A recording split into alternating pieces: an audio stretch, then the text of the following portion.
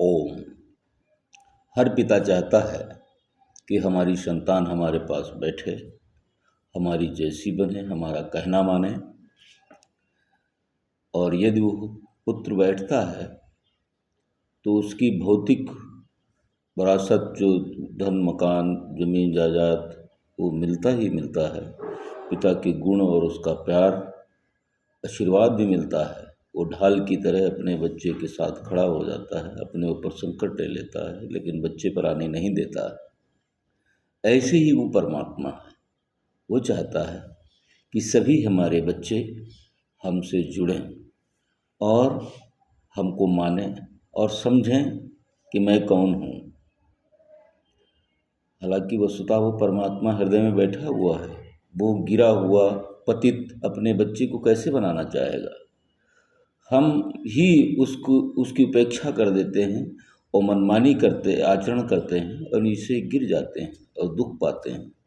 तो दुख हमारे कर्मों से मिलता है, हमारी नासमझी के कारण मिलता है। वो बार बार हमें समझाता भी है, अपेक्षा भी करता है कि बच्चा हमारे पास बैठे और हमारी शक्तियों को वो धारण करे और हमारे जैसा हो जाए।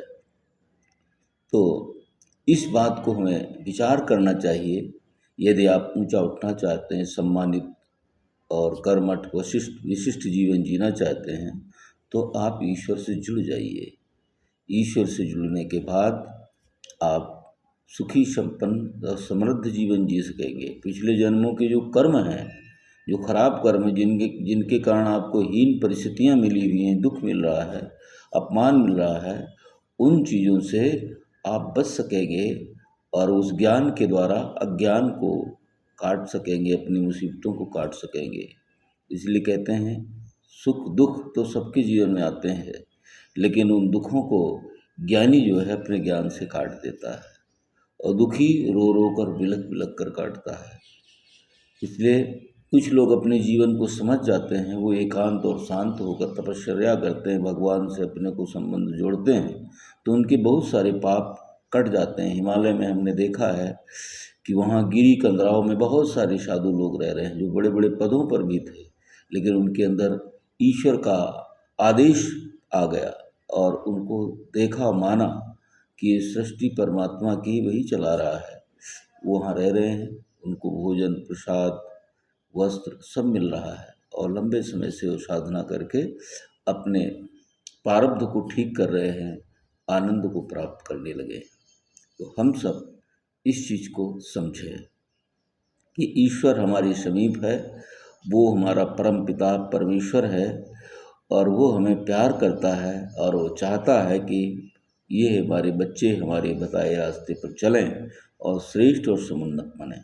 सभी एक हैं, परमात्मा के हैं। परमात्मा सबको प्यार करता है। इसलिए हम सब आप सबसे निवेदन करते हैं कि आप सब ईश्वर से जुड़ करके रहें। ये देवी देवता सब उसी के भाग हैं। तो जहाँ से आप जुड़ेंगे आप जुड़ जाएंगे। इधर उधर मत भटकें। कुछ स्वार्थी लोग हैं जो भटका देते हैं, जो गुरु बन जाते हैं, वो आपको भटका देंगे। वो आपसे पैसे लालच के चक्कर में आपको सही बात नहीं बताएंगे। तो आप देवताओं से जुड़िए, अच्छे संत भी हैं उनसे जुड़िए और हनुमान जी से जुड़िए कि हे प्रभु हमको परमात्मा से जोड़ दीजिए।